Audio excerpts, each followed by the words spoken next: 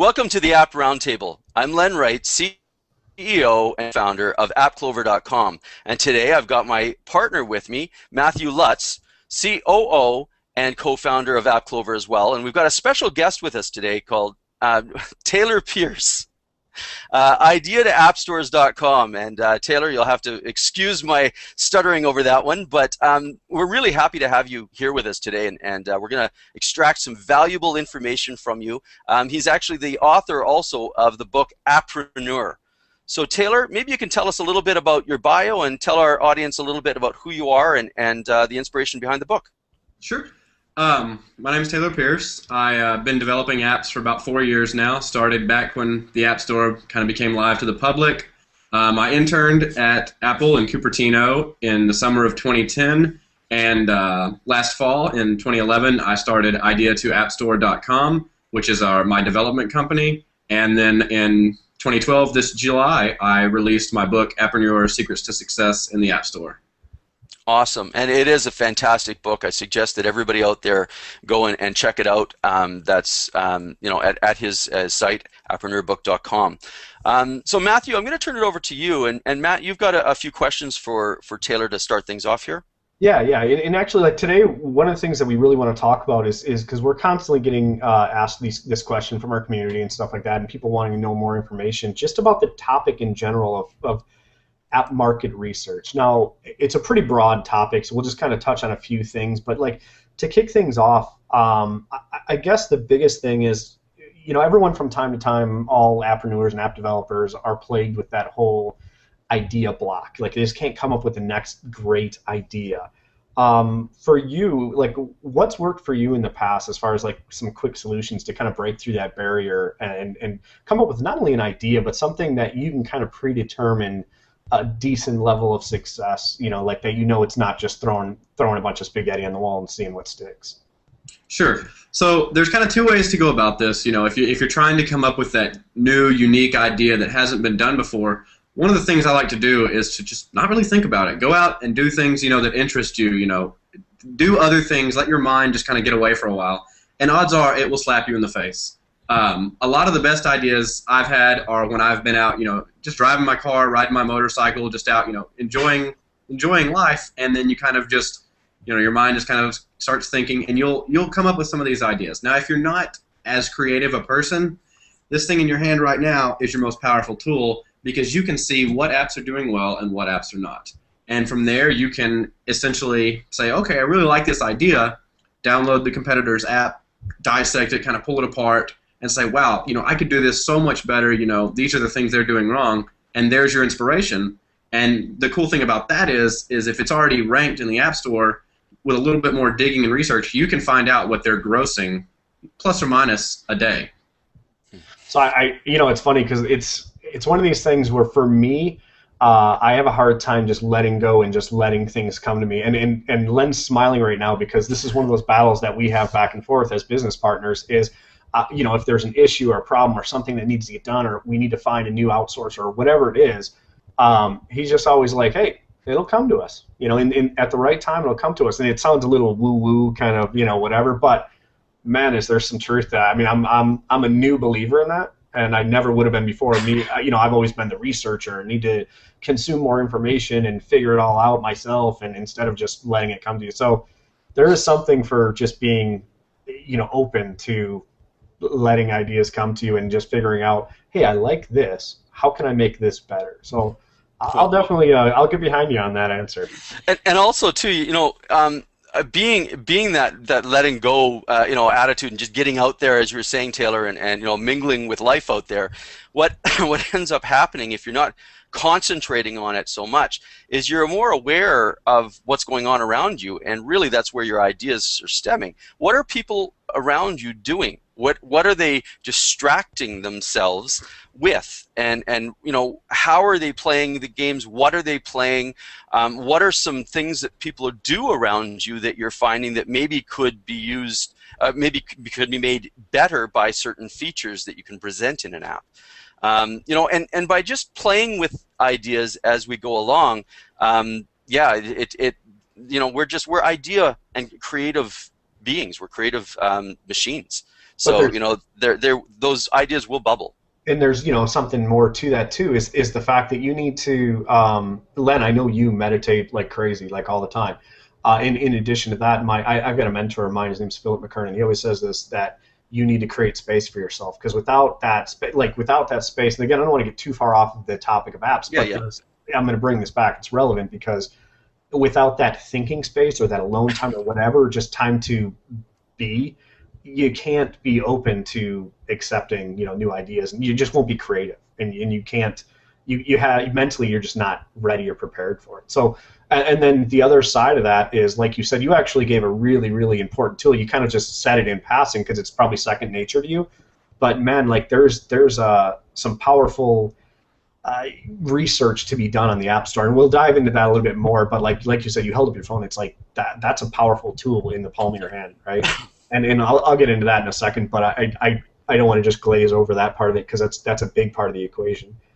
So I want to move on to the next question real quick, because this is one that I'm sure you'll grin when you see this, or hear this, because like every single person, app developer or person, as soon as you tell them you do app development or whatever, they have a great idea. But then the second, or hey, is this a good idea? But the second question really is, will this idea make money?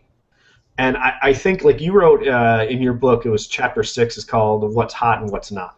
Or to put it another way, like as I kind of interpreted it, is like marketing research and app idea creation. Like it really does tackle the ideas of, will I make money with this app, or will this app be successful? So if you don't mind, like walk us through the first step of what you're thinking when you move forward with a new app idea. Like what research do you do to determine if the app will be successful or not?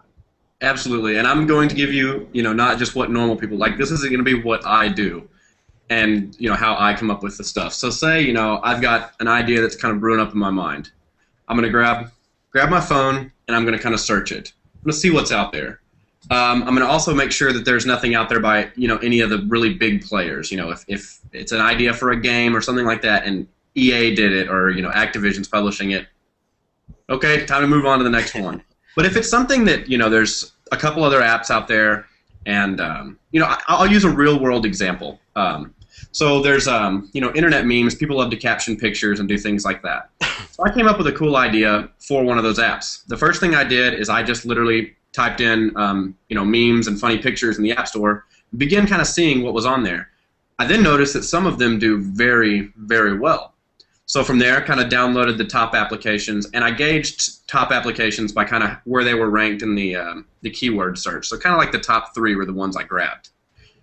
Dissected them, kind of went through, looked, and found features they didn't have. What could I do better? From there, I go look at their customer reviews, and I don't really care about what the 5-star reviews have to say. I care about what the 1-star reviews have to say, because that is right there is a customer that is going to be willing to jump ship when a better product comes out. So I'll look, oh, he didn't have Twitter integration. He doesn't have a way to share, these pictures with other people. So I'm just sitting on a notepad writing all this down. By the end of the day, I had my idea, started drawing it on paper, ended up producing it, ended up outselling all of these other meme apps to the point where it just drove them into the ground. Actually outsold Angry Birds for a couple of days in Australia. So it really kind of proves the point. If you take an idea just because it's been done, doesn't mean that you can't do it better. Steve Jobs says the good artist copy, great artist steal. So it's kind of that sense. Like if you see a product out there that you can do better, then get off your butt and do it better. Yeah, that's a great. I love that quote too. By the way, that there's that. It's all about adding value. Exactly. Without a doubt. No, that's a good point, and I think you actually kind of covered one of the questions I was going to ask next. So that's cool. So you kind of did a combo deal without even knowing it. Oh. So I'll move on to the next one. Is there's really like research again. The whole topic right now is I want to cover as app market research. So one of the things that I really want to like our viewers and listeners to walk away from this with is a couple things they can literally implement, right? And one of those is tools. Like I mean, we talked about it all the time, and as a marketer, leverage is a huge point for us, right? Like, don't reinvent the wheel. If you can already take tools and implement them in your business, great. So to that point, like, what are some of your and actually, you mentioned one of them before you answer. Like, one of them you mentioned, and I think this is great, is the customer feedback, because that's a huge, like as you mentioned, that's a huge tool for not only like what the app's doing right, but more importantly, how you can make it better. As you talked about, one of the things we did recently is we've been part of a lot of product launches and in the past, and we're getting ready to do a new launch on a service we're going to be offering in the near future, and we watched someone else's launch. And we paid more, like the entire thing. They had all these live chats going on, and all we did was literally go through and watch all the questions that people had and all the concerns they had and all the negative things they had to say, in addition to all the positive things that were features we didn't have or we didn't think of yet. And it was just all, like, literally just data that we're just like, okay, cool. Now we've got we did a lot of research just by dedicating a few hours of watching a few videos and all that stuff. And listening to some conversations, and so we documented all that stuff, and now we're building that into our platform. So it's a really long-winded thing, but my whole point is you can do the same thing in apps, and I think that's a great tip that people need to really think about, because it's something that's free, it's easy. You're going to download those apps anyway because you want to research them anyway. So why not just pay attention to what people are saying about them and make those improvements? So, sorry, go ahead. Well, like you were saying, I only download a few of my competitors' apps. There's the screenshots. A lot of the screenshots, you get 5 of them, tell a pretty good story, and you can actually see the screenshots and reviews without ever buying the application. And you can spend a couple hours and zero money and really completely understand the market.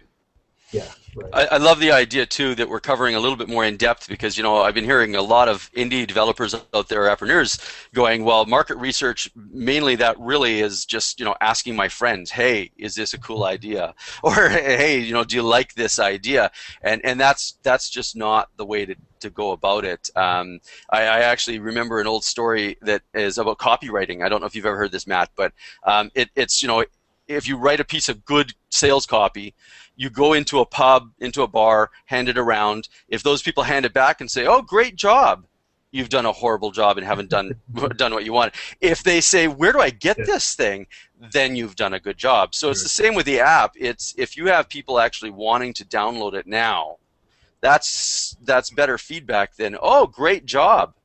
Right.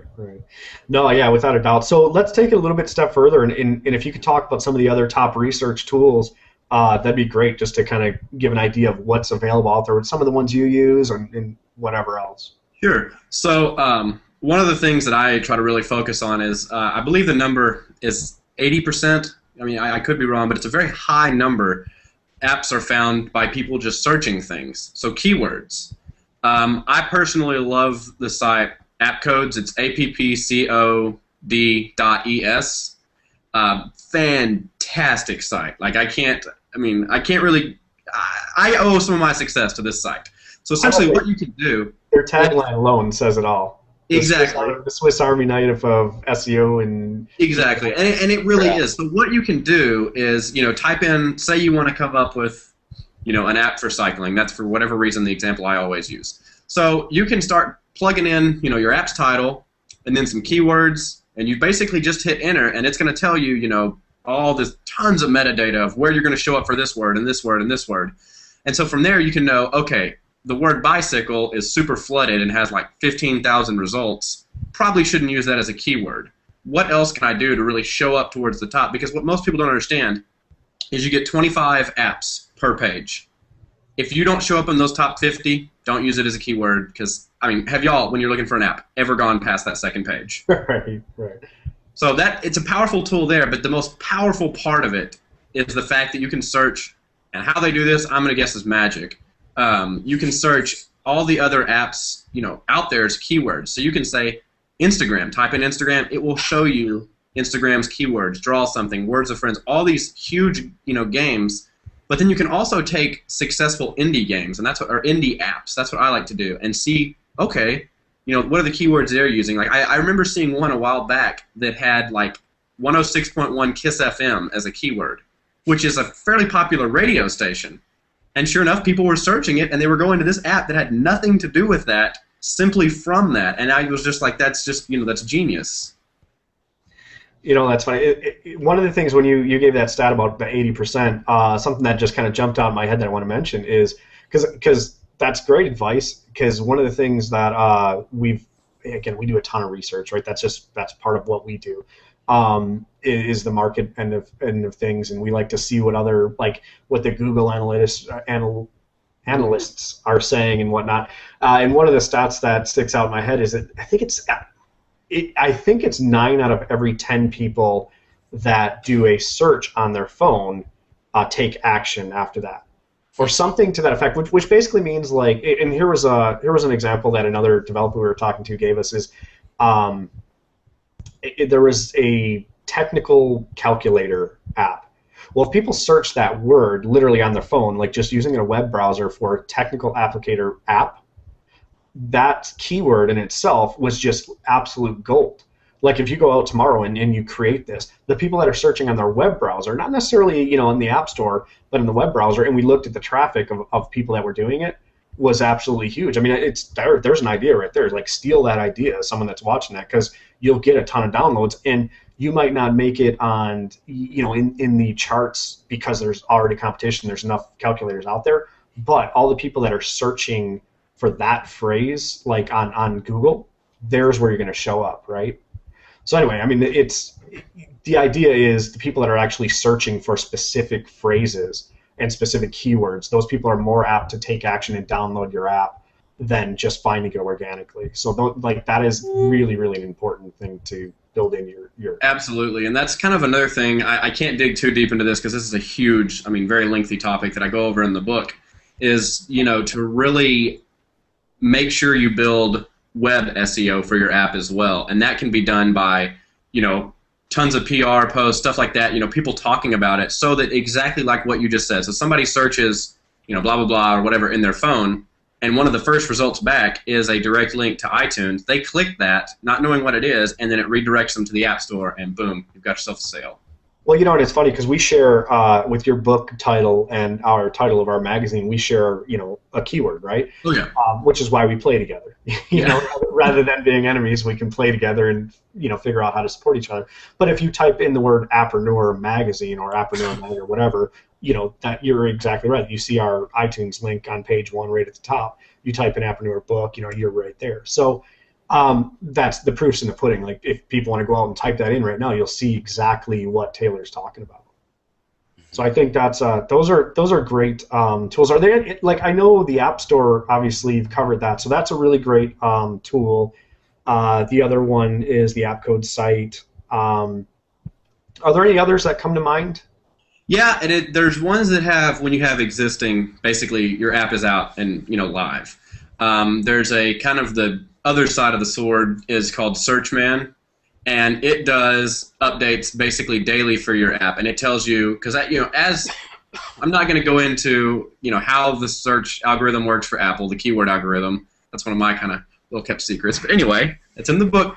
Anyway, so perfect. One of the things that's really, really neat with that is it takes, as you make sales and downloads and reviews and all this, you're slowly going to start climbing up the ladder for that search term. What Searchman does is it takes all the legwork of you having to search in, word 1, okay, I'm number 827. Word 2, I'm 216. They basically tell you, hey, this word jumped this much. Hey, this word jumped this much. And it kind of lets you know where you're starting to rank, and then when you pair that with kind of your category rankings and all that, you can really see how your application is trending. Because when people talk about an app, how it's trending, they generally talk about revenue and rankings and categories. I don't base mine off that. If you want to base it on long-term revenue, you need to come up very high on your keyword searches so that you're always there and people are always downloading your app. So that's another fantastic tool. And then the last one you can't live without is AppViz. It's a Mac desktop program. It's one of the few ones that's fairly pricey. It's about $50. But it handles everything and anything that can have to do with revenue and rankings, and it gives you nice, pretty charts. So when you pair all these tools together, you're able to essentially see how your app is doing, see how it did, and predict where it's going to go. Awesome, cool. Well, I think that's great. I mean, there's 5 market research tools right there for people to go out and try if they're not already doing it. So I think that's great. One last parting question, Sure. and this is something that is, it's not an exact science, and I think everyone will respect that. But again, to go back to the whole idea of how will this app make money? To take that a step further, because the next question is, okay, if it will, how much? Are there any indicators or predicting patterns or what things to look out for, even if it's just looking at other competitors, similar apps that you want to kind of emulate or clone or whatever? Is there anything that you can kind of gauge what kind of success an app will have before you even create it? Yeah, and that's one of the things I really try to do is I look at potential competitors, and of course some apps are just a dash of luck, and you kind of have to throw those out.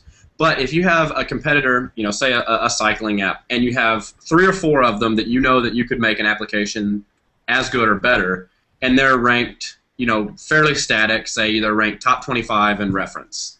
Well, all you have to do from there is really get on a good developer forum. I personally like iPhoneDevSDK.com, and kind of ask around and say, hey, people that are ranked top 25 in reference, what are you making a day? And they'll tell you, oh, we're making 500 to 600 sales. And then ask for every other category. So you just kind of write these down, and over the time, it's going to be a completely new revision in my book. I've almost got all of it finished of what you'll make if you're ranked here.